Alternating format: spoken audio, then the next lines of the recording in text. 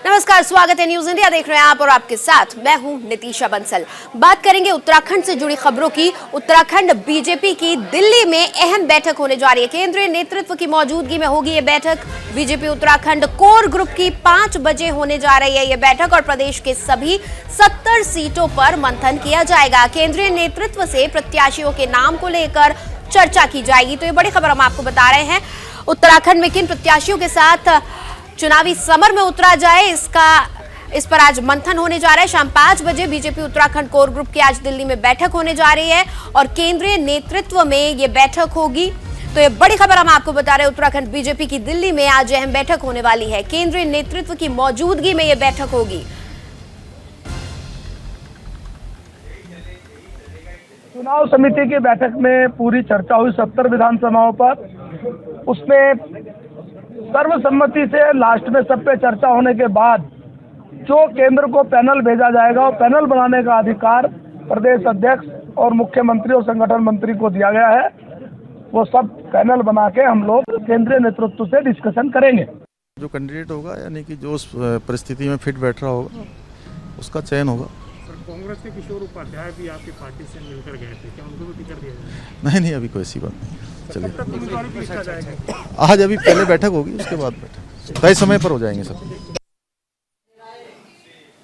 उत्तराखंड में होने वाले विधानसभा चुनाव के लिए आज दिल्ली में बीजेपी के केंद्रीय नेतृत्व को दावेदारों की लिस्ट सौंपी जाएगी। प्रत्याशी चयन को लेकर उत्तराखंड बीजेपी ने सभी 70 सीटों पर दावेदारों की लिस्ट को अंतिम रूप दे दिया है।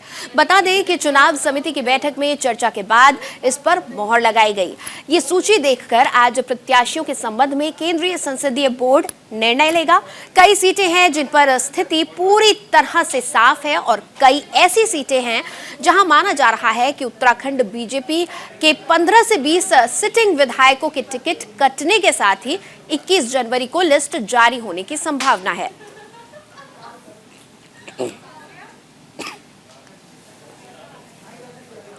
तो विधानसभा चुनावों को लेकर दिल्ली में आज मंथन होने जा रहा है। शाम 5 बजे बैठक है। केंद्रीय नेतृत्व के सामने ये बैठक होगी और माना यह जा रहा है कि सभी 70 सीटों के जो दावेदार हैं उनके नाम पर आज मंथन होगा और 15 से 20 जो सिटिंग इनके विधायक हैं उनके टिकट कट सकते हैं। संभावना जताई जा रही है कि 21 तारीख को बीजेपी अपने उम्मीदवारों की लिस्ट जारी कर देगी। तमाम नाम जनता के सामने पेश कर दिए जाएंगे, लेकिन क्या कुछ होने वाला है ये शाम 5 बजे की बैठक के बाद ही पता चल सकेगा।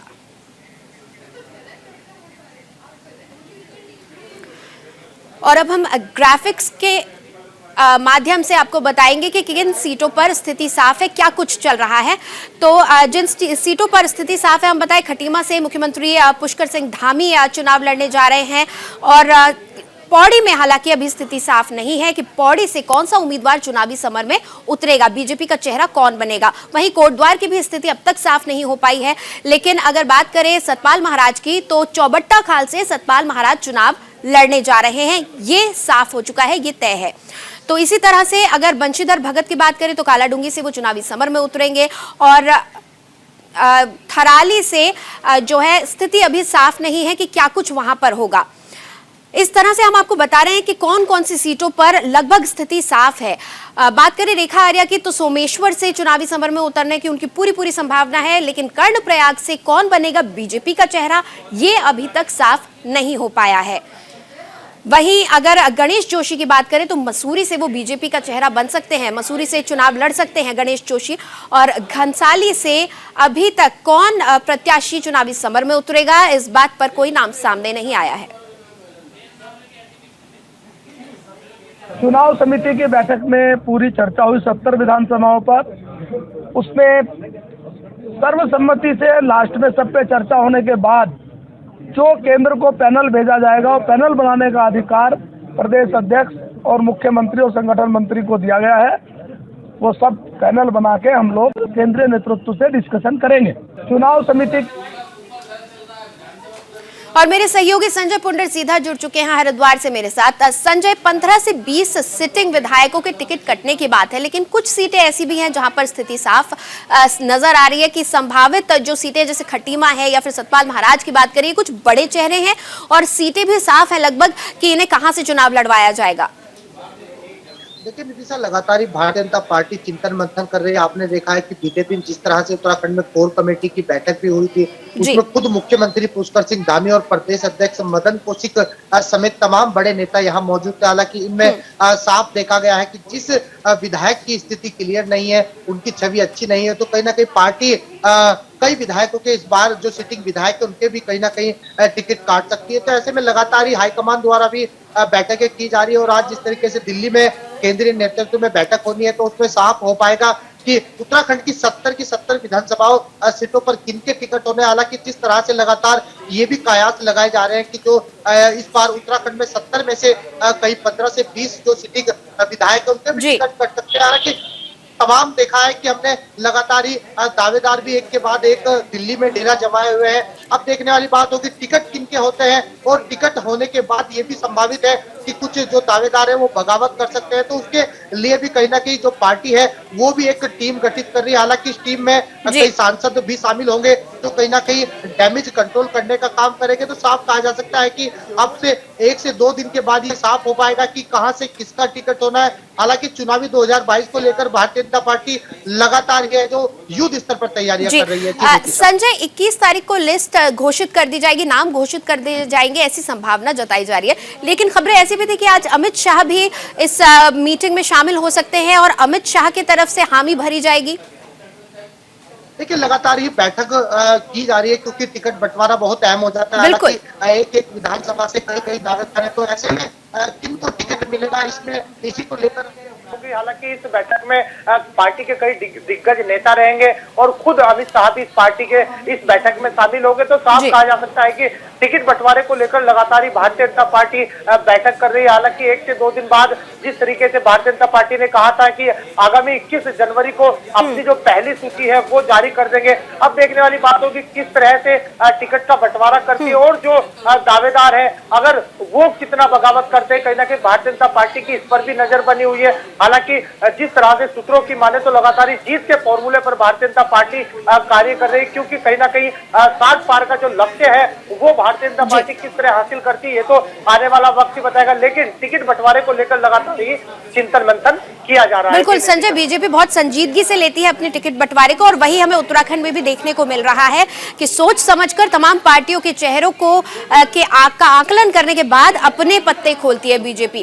फिलहाल आगे बढ़ेंगे। उत्तराखंड में विधानसभा चुनाव है जिसको लेकर सभी पार्टियों ने कमर कस ली है और मसूरी विधायक गणेश जोशी की मौजूदगी में कांग्रेस के पूर्व शहर अध्यक्ष सतीश ढोंडियाल ने बीजेपी का दामन थामा और नगर पालिका सभासद गीता कुमाई जशोदा शर्मा के साथ दर्जनों लोग बीजेपी में शामिल हुए। इस मौके पर कैबिनेट मंत्री गणेश जोशी ने कहा कि भाजपा में शामिल हुए लोगों से उन्हें मजबूती मिली है और आने वाले चुनाव में जीत का अंतर और अधिक बढ़ जाएगा। उन्होंने कांग्रेस पर निशाना साधते हुए कहा कि कांग्रेस के 10 साल के विधायक रहे लेकिन उन्होंने अपनी निजी पार्किंग के अलावा और कोई भी विकास कार्य नहीं किया।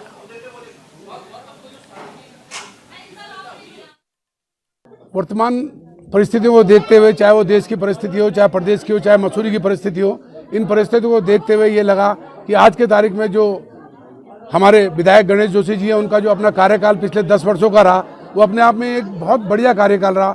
चाहे वो पेयजल समस्या के संबंध में रहा हो, यमुना घाटी से वो 144 करोड़ रुपए की पेयजल योजना लाए जो अपने आप में एक अभूतपूर्व काम है। पार्किंग का काम रहा हो, किंकरेट पे देखो आपने आज 250 गाड़ियों की पार्किंग उन्होंने व्यवस्था अपने संघर्ष के माध्यम से ये पार्किंग की व्यवस्था कराई और आज उसका लोकार्पण माननीय मुख्यमंत्री के द्वारा कराया, आज जनता को समर्पित है। साथ ही आप देखो 500 गाड़ियों की पार्किंग के लिए डीपीआर तैयार करवा दी 0 पॉइंट पे, ये कम बड़ी उपलब्धि है, ये बहुत बड़ी उपलब्धि है। साथ ही टाउन हॉल का निर्माण देख लो, उसके लिए पैसा रिलीज कराना हो, उसका भी आज बनने के बाद उसका लोकार्पण माननीय मुख्यमंत्री द्वारा करा दिया गया। और उससे बड़ी समस्या ये है कि माननीय विधायक गणेश जोशी जी जो हैं मसूरी का सुख हो दुख हो, वो हर एक सुख और दुख में जो है जी जान लगाकर सेवा करते हैं। और संजय लगातार बने हुए मेरे साथ। संजय, जो कुछ हमने उत्तर प्रदेश की राजनीति में देखा अब वही दल बदल की राजनीति उत्तराखंड में भी देखने को मिल रही है।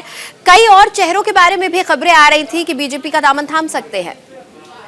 देखिए, लगातार ही जिस तरह से आपने 2017 में देखा होगा कि कई जो पार्टी के नेता थे यानी बगावत कर भाजपा में शामिल हुए थे और जिस कारण कहीं ना कहीं भारतीय जनता पार्टी की सरकार भी बनी थी। इसी को देखते हुए 2022 के चुनाव है तो कहीं ना कहीं एक बार फिर जो बगावत है वो शुरू हो गई है और लगातार ही उत्तर प्रदेश और उत्तराखंड हो आप देख रहे हैं कि दल बदल कर एक दूसरे के खेमे में जा रहे हैं। हालांकि लगातार ही देख रहे हैं आप किस तरह से भारतीय जनता पार्टी में कई युवा शामिल हो रहे हैं तो कई महिलाएं शामिल हो रहे हैं, कई बड़े नेता भी लगातार दल बदल रहे हैं। ऐसे में साफ कहा जा सकता है कि जैसे जैसे टिकट का बंटवारा होगा तो कई और जो नेता है वो भी बगावत कर सकते हैं। जिस तरह से आपने साफ देखा है कि किस तरह से कई युवा और महिलाओं ने भाजपा का दामन थामा है, तो साफ कहा जा सकता है कि आगामी 2022 के चुनाव से पहले जिस तरह से टिकट के बंटवारे होंगे उसी हिसाब से लगातार जो नेता है कार्यकर्ता है वो एक दूसरे के खेमे में जाते हुए दिखाई दे रहे हैं। जी बिल्कुल संजय, आप हमारे साथ बने रहिए, मैं आगे भी आपके साथ जुड़ूंगी। फिलहाल हम आगे बढ़ेंगे। उत्तराखंड में उम्मीदवारों को लेकर आज दिल्ली में बीजेपी की बड़ी बैठक है और इसे लेकर उत्तराखंड के सभी बड़े नेता दिल्ली में मौजूद हैं। उत्तराखंड में बीजेपी की रणनीति को लेकर उत्तराखंड बीजेपी प्रभारी दुष्यंत गौतम से न्यूज इंडिया ने की खास बातचीत।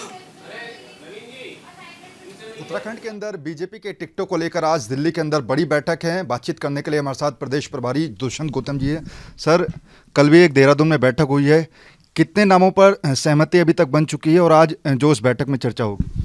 अब तक नामों पे हमारी सहमति बन गई है, लेकिन सहमति हमें अपने ऊपर के नेताओं की जो नेतृत्व है उसको भी चाहिए होता है। हम अपनी बातों को उनके सामने रखेंगे। आज दिल्ली में बैठक है उसमें रखेंगे और जो मापदंड है विनिवलिटी का जो निर्णय होगा वो सबके सामने आ जाएगा। सर, कल अगर हम बात करें, कल की बैठक में हरक सिंह रावत शामिल नहीं हुए, क्या लग रहा है कि पार्टी से कुछ वो नाराज चल रहे हैं?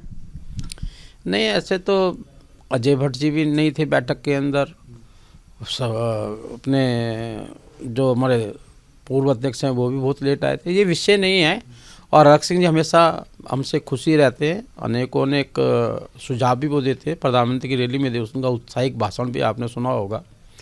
कोई समय की होगी लेट सूचना मिली होगी, इस कारण से नहीं आ पाए। टिकटों को लेकर कई दौर की बातचीत हो चुकी है। खबर है कि 10 से 12 विधायकों का टिकट जो है वो भी बीजेपी काट सकती है इस बार।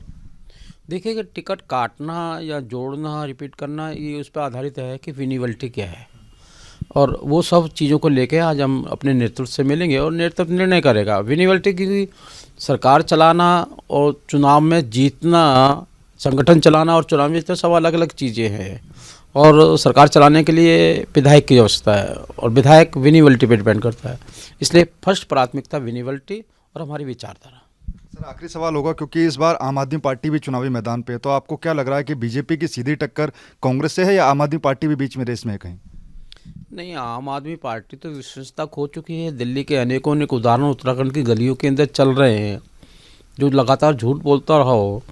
तो मुझे लगता नहीं कि जिसने सेनाओं का अपमान किया हो, सैनिक क्षेत्र है सारा उत्तराखंड, सेना का अपमान किया, यहाँ पर हॉस्पिटल खोलने वाली बातें की, वहाँ पे कुछ दिखाई नहीं देता, तो लगता नहीं आम पार्टी कहीं पर है। और हमारी जिससे संघर्ष है, हमारा संघर्ष अपनी सेवाओं से है। जो सेवाएं हमने दी हैं उसको और अच्छा किस प्रकार से दे सकते हैं, वही हमारे सामने चुनौती है। तो बिल्कुल, जो राज्य स्तर पर जिन नामों पर चर्चा हुई है, आज फिर से दिल्ली के अंदर बड़ी बैठक है। उत्तराखंड के तमाम जो बड़े नेता हैं वो इस बैठक में शामिल होंगे और जिन नामों पर चर्चा हुई है फिर से आज उन नामों पर मंथन होगा और आखिरी मोहर जो है वो लगेगी। कैमरा पर्सन नरेश के साथ नमित त्यागी, न्यूज़ इंडिया, दिल्ली। और उत्तराखंड में कोविड के बढ़ते मामलों को देखते हुए चुनाव आयोग ने जनसभाओं और रैलियों पर रोक लगा दी है। ऐसे में चुनाव प्रचार के लिए राजनीतिक पार्टियां सोशल मीडिया का बढ़ चढ़कर प्रयोग कर रही हैं। बीजेपी ने चुनाव प्रचार के लिए देहरादून में वर्चुअल स्टूडियो तैयार किया है। इसका उद्घाटन संगठन महामंत्री अजय कुमार ने किया, जिसके जरिए पूरे प्रदेश में चुनाव प्रचार में तेजी लाई जाएगी।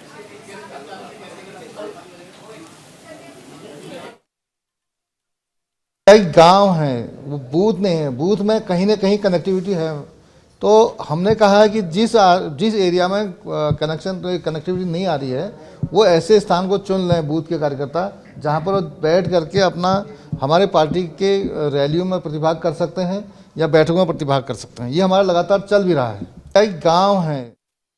और संजय लगातार मेरे साथ जुड़े हुए हैं। संजय, चुनाव आयोग ने तो साफ कर दिया है कि डिजिटल माध्यम से ही आपको प्रचार प्रसार करना है और इस डिजिटल प्रचार प्रसार में सबसे आगे बीजेपी नजर आ रही है। हमने पहले भी देखा है कि बीजेपी अपना सोशल मीडिया प्लेटफॉर्म बहुत स्ट्रांग करके रखती है।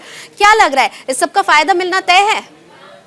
देखिए, जिस तरीके से चुनाव आयोग द्वारा 8 तारीख को आचार संहिता लागू कर दी गई थी और उसमें साफ कहा गया था कि जो रैलियां है, रोड शो है, वो 16 जनवरी तक बिल्कुल पाबंद रहेंगे। हालांकि उत्तराखंड में लगातार ही कोरोना के जो मामले हैं वो एक के बाद एक प्रतिदिन बढ़ रहे हैं। ऐसे में एक बार फिर चुनाव आयोग ने रैली और रोड शो का जो टाइम है वो बढ़ा दिया है। अब 22 जनवरी तक आप रोड शो और सभाएं बिल्कुल भी नहीं कर सकते। ऐसे में साफ कहा जा सकता है कि जो राजनीतिक दल है उनके लिए कहीं ना कहीं परेशानी हो सकती है, क्योंकि जो रोड शो होंगे, वो जो बैठकें होंगी वो बिल्कुल भी नहीं होगी।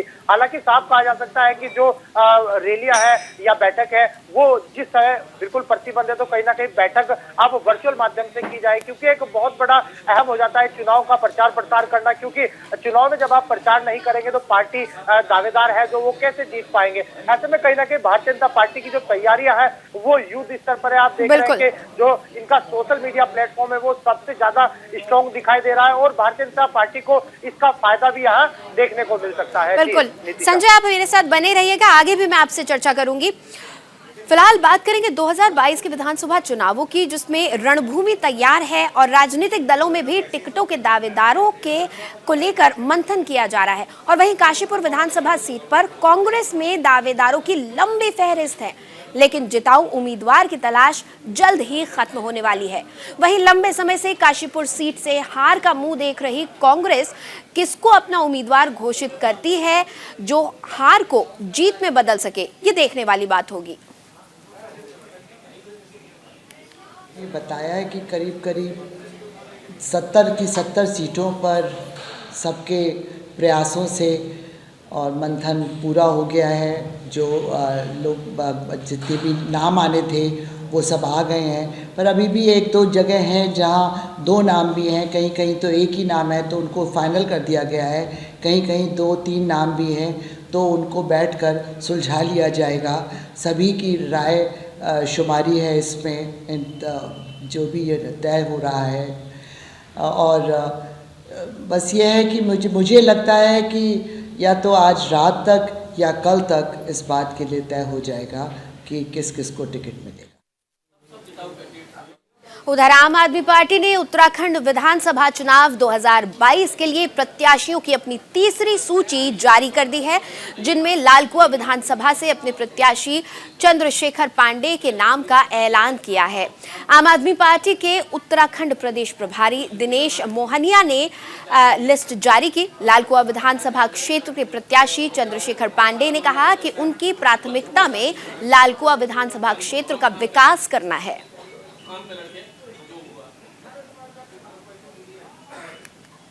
मैं पार्टी के द्वारा जो भी निर्देश दिए गए हैं, जो भी उनके द्वारा जो गारंटी जो भी जारी की गई, उसके अनुसार उस दिशा में कदम उठाऊंगा और उसको पूर्ण करने के लिए पूरा सहयोग करूंगा पार्टी का। और साथ ही ये भी विश्वास दिलाता हूं कि पार्टी ने मेरे ऊपर विश्वास किया है तो मैं उसके विश्वास में खरा उतरने की कोशिश करूँगा। जनता का अपार सहयोग हमको मिल रहा है और डोर टू डोर हम लोग जा रहे हैं, आजकल डोर टू डोर जा रहे हैं, जनता के बीच में जा रहे हैं। जनता का अच्छा रिस्पांस हमें दिया जा रहा है और यदि जनता ने हमको सहयोग किया, यदि जनता ने हमको चुन के भेजा, तो यहाँ की जो भी समस्या हमारी है उन समस्या को पूरे हल करने की हम कोशिश। और विधानसभा चुनाव का बिगुल बजने और आचार संहिता लगने के बाद पुलिस और प्रशासनिक टीम सक्रिय हो गई है। अल्मोड़ा जिला मुख्यालय से लेकर तहसीलों, कस्बों और जिले के सभी एंट्री पॉइंट पर पुलिस और फ्लाइंग स्क्वाड की टीम जिले में आने जाने वाले वाहनों की चेकिंग कर रही है। पुलिस संदिग्ध लोगों की तलाशी के साथ ही उनसे पूछताछ भी कर रही है।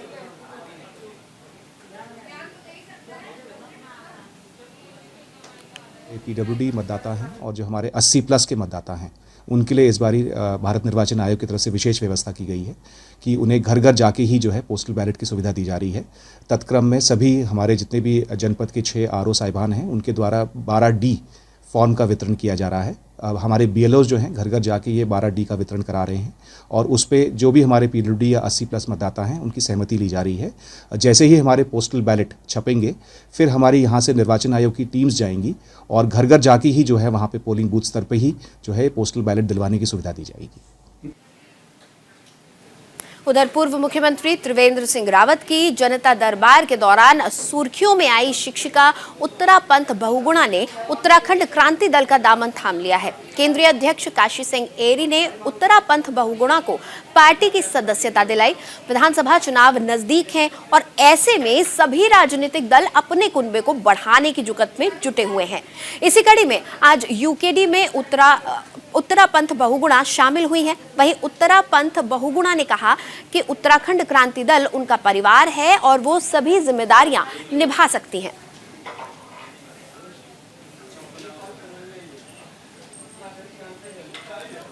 कोई विचार नहीं है और आपको मैं ये इस बात से अवगत कर दूं कि आज मैं पहली बार सब लोगों से मिल रही हूँ यहाँ पे कि मुझे यूकेडी ज्वाइन करनी है, तो आज यहाँ पे ज्वाइन हुआ। तो और संजय मेरे साथ जुड़े हुए हैं। संजय, उत्तरा ने काफी सुर्खियां बटोरी थी जब उन्होंने सीएम के सामने, तत्कालीन सीएम के सामने पहुंचकर अपनी समस्या रखी थी और बेबाक होकर सबके सामने अपनी बात कही थी। आज यूकेडी का दामन थाम रही है, कितना उज्जवल दिख रहा है उत्तरा का भविष्य? देखिए त्रिवेंद्र उत्तराखंड के पहले मुख्यमंत्री, भारतीय जनता पार्टी का जो तत्काल मुख्यमंत्री वो त्रिवेंद्र सिंह रावत थे, उनके एक जनता दरबार में उत्तरापंथ ने जिस तरह से उनकी कहा सुनी भी हुई थी किसी बात को लेकर, आज यूकेडी ने उन पर भरोसा किया है और यूकेडी ने साफ कर दिया है कि वो कहीं ना कहीं जो भी उनको दायित्व देगी वो बखूबी निभाएगी। अब देखने वाली बात होगी जैसे जैसे 2022 विधानसभा के चुनाव नजदीक आ रहे हैं, यूकेडी इनको कहां से दावेदार बनाती है, कहां से चुनाव लड़वाती है, ये तो आने वाला वक्त ही बताएगा। लेकिन जिस तरह से उत्तरा ने कहा है कि जो भी पार्टी आला कमान के जो मुझे जिम्मेदारी देंगे वो मैं बखूबी निभाऊंगी। चलिए अब ये देखा जाएगा कि यूकेडी के साथ उत्तरा का सफर कैसा चलता है और क्या चुनावी मैदान में उतरती हैं तो कहां से। बहुत बहुत शुक्रिया संजय हमारे साथ जुड़े रहने के लिए। उधर धर्मनगरी हरिद्वार में देहरादून एसटीएफ ने बड़ी कार्रवाई की है और इस कार्रवाई ने एसटीएफ ने हरिद्वार से 7 लोगों को गिरफ्तार किया है, जहां इन लोगों के पास से 4 करोड़ 47 लाख रुपए के करीब पुरानी करेंसी बरामद की गई है। एसटीएफ देहरादून में मामले में सूचना मिलने के बाद कार्रवाई की और अब मामले में आरोपियों से पूछताछ की जा रही है।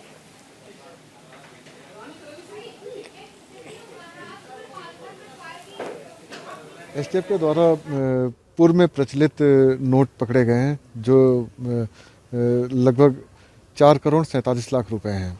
इसमें 500 और 1000 के पुराने नोट हैं और इस मामले में 7 लोगों को अरेस्ट किया गया है, जिनमें 4 यूपी के हैं, 2 अमरोहा के, 2 मुरादाबाद के, 2 देहरादून के हैं और 1 हरिद्वार का है। क्या कर रहे थे, नोट का क्या करने जा रहे थे? अभी इनसे पूछताछ चल रही है कि नोट कहाँ से लेके आए थे और इनका मोटिव क्या था, ये क्या करना चाहते थे, और फिलहाल इनसे पूछताछ चल रही है। गिरफ्तारी कहाँ से हुई है सर? ये विकासपुर कॉलोनी से के पास से इनकी गिरफ्तारी की गई एसटीएफ के द्वारा। और बीते दिनों धर्मनगरी में हुई धर्म संसद में भड़काऊ भाषण देने के मामले में पुलिस ने अब दूसरी गिरफ्तारी कर ली है, जहां जूना अखाड़े के महामंडलेश्वर यति नरसिंहानंद महाराज को भी गिरफ्तार कर लिया गया है।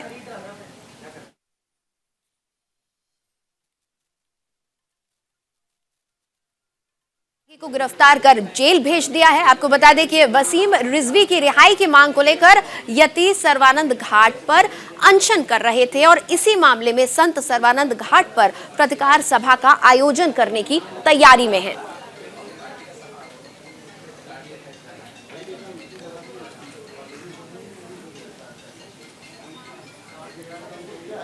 वहीं प्रदेश में बढ़ते हुए कोरोना संक्रमण पर रोकथाम के लिए पुलिस प्रशासन ने शहर में मास्क ना पहनने वाले और कोरोना गाइडलाइन का पालन ना करने वालों के खिलाफ अभियान चलाया और चालान काटे। आपको बता दें कि कुछ दिनों से लगातार प्रदेश में कोरोना वायरस के मामले लगातार बढ़ते ही जा रहे हैं।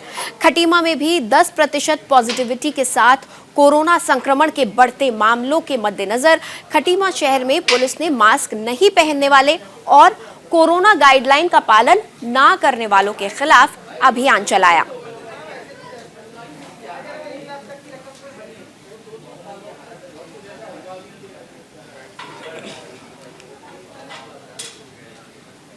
उधर हरिद्वार के भगवानपुर सामूहिक स्वास्थ्य केंद्र में डॉक्टर साहब का एक अलग ही अंदाज दिखाई दे रहा है, जहां डॉक्टर साहब सामूहिक स्वास्थ्य केंद्र भगवानपुर में तैनात हैं और अपनी सीट पर बैठे बैठे कुंभकर्णी नींद पूरी कर रहे हैं। डॉक्टर साहब पर जब मीडिया का कैमरा घूमा तो डॉक्टर साहब हड़बड़ा गए। ये तस्वीरें हम आपको दिखा रहे हैं भगवानपुर सामुदायिक स्वास्थ्य केंद्र की, जहां पर तैनात ये डॉक्टर साहब इलाज कम और नींद लेते ज्यादा नजर आ रहे हैं। आप देख सकते हैं कि किस तरह अपनी सीट पर बैठे बैठे ही कुंभकर्णी नींद ले रहे हैं।